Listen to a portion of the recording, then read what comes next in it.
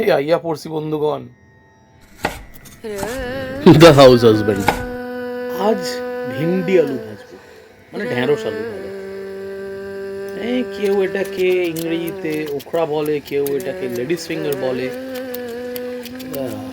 পাতিকতা ঢ্যাঁড়স মশাই। সবসময় তো বাড়িতে আমিষ খাওয়া যায় না, কখনো কখনো নিরামিষ খেতে হয়।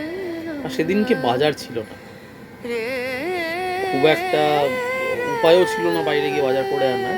তাই ঘরে দেখলাম ঢ্যাঁড়স আলু পেঁয়াজ রয়েছে, বললাম চলুন ছপাং করে কেটে নিয়ে পচাং করে ভেজে ফেলি।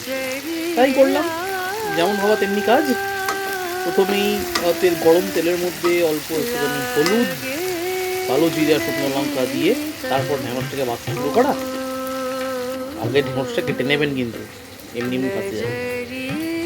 তারপর একটু আলু ডুমু ডুমু করে কেটে নিয়ে সেটাকে ভাজা। ঝিরিঝিরি করে পেঁয়াজ কেটে নিতে ভুলবেন না কিন্তু। কেমন জাগে আলু কাটা হয়ে গেছে কি? তাহলে আর কোনো অপেক্ষার দরকার নেই। এবার আলুটা চালান দিন কড়াইয়ের মধ্যে ঢ্যাঁড়সের সঙ্গে। ঢ্যাঁড়সটা কিন্তু এতক্ষণে ভাজতে ভাজতে একটু কড়া হয়ে এসছে এবং এর ল্যালল্যালে ভাবটা চলে গেছে। হ্যাঁ, ল্যালল্যালেই বলে তো নাকি, স্লিপারি যেটাকে বলে আর কি, হ্যাঁ সেটা চলে গেছে।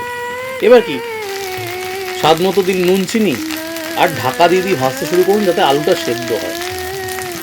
গল্প শেষ অলমোস্ট। এবার শুধু পেঁয়াজটুকু দেওয়ার পালা।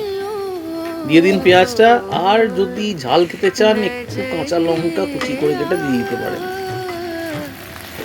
বা লম্বা লম্বি ফেড়ে, যেটা আপনার পছন্দ, কোনো চাপ নেই। গরম গরম সার্ভ করুন, রুটি, পরোটা, লুচি, ভাত, ডাল, হেভি টেস্টি মাইরি। সঙ্গে থাকবেন, ভালো থাকবেন।